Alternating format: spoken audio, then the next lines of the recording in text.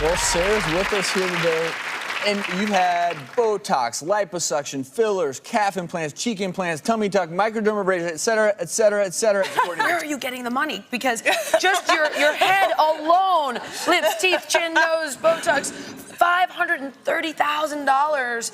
Breasts, over $43,000. Stomach, $25,000. And it's loads, isn't it? But it's actually a scene, isn't button it? thighs, $30,000. Calves, I'm not done. I am so not done. Keep going, I mean, please. I'm enjoying this. Calves, $18,000. Arms and skin for microdermabrasion appeals, $363,000. Body, $84,000. And I mean, the grand total's over $1 million. That's right. I actually don't pay for any surgery. I'm a walking advert for the cosmetic surgeons, basically. I run a hugely successful business, and I actually assist in the operating theatre. So I'm a lead scrub nurse in the operating theatre as well. So You assist during your own operations, according to the tape piece. Well, you know, I saw that, and that's wild. Being awake, telling your doctor how tight to pull your face. Yeah, well, you've Wait never a experienced second. that? Have you not had any patients Well, like certain that? things you do under local anesthesia, but a facelift, we don't want you awake, talking, moving your mouth while we're... Well, I like to take control of the way that I want to look. Well, I don't want the surgeon sometimes you to have take to learn complete... to give control to somebody else.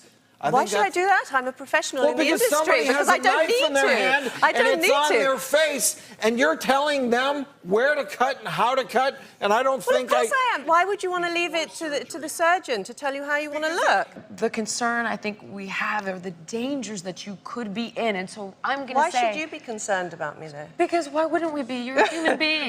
Why wouldn't they want to try to help? Well, help me what? You make me sound like... Make sure your body. you're okay. Sarah, we touched on the surgical procedures you've had, but I think you are the world record recipient of Botox. I mean, I want to put this into perspective. This is how much Botox has been put into your body.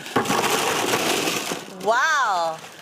That's enough Botox to take the wrinkles out of New York City. And you self-treat, don't you? Yes, of course I do. I mean, why wouldn't I? I mean, you You don't do it- self-administer either.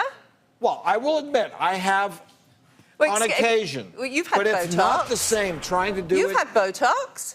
I've had Botox. Yeah, of course. So you don't. So you go to somebody else to have it done, It do may you? be a while before I hit this number. Well, so, but so you're telling me you go and pay for somebody else to do something that you can do yourself? Wait, but there is a difference here. No, there's not. Yes, there is. No, there's not. Dr. Orden is a board-certified plastic surgeon, and I'm not going to say that anyone should self-administer anything, but he spent 35 years perfecting the art. Right. And no offense, you're not a board-certified plastic surgeon. I don't see what all the fuss is about. My God. They're doctors. They went to medical school. You are not a doctor. They are MDs. You're not an MD. I help When is too thousands much? of How people much? every year who have been disfigured at the hands of vicious, enraged partners, and I channel them to the right source for good plastic surgery, and there's nothing wrong with that. And so let me actually applaud you for that. But having said that, we're in Hollywood, and number one, it does feel like you're up here acting a little bit. I feel like you are, you and me both then. And so Excuse me. here is what I want to ask you a question regarding this. This is why we are struggling. You have a 17-year-old and a 7-year-old daughter. Correct, yes. And you want them to follow. And a 27-year-old. And you want them all to follow in your footsteps and have plastic surgery.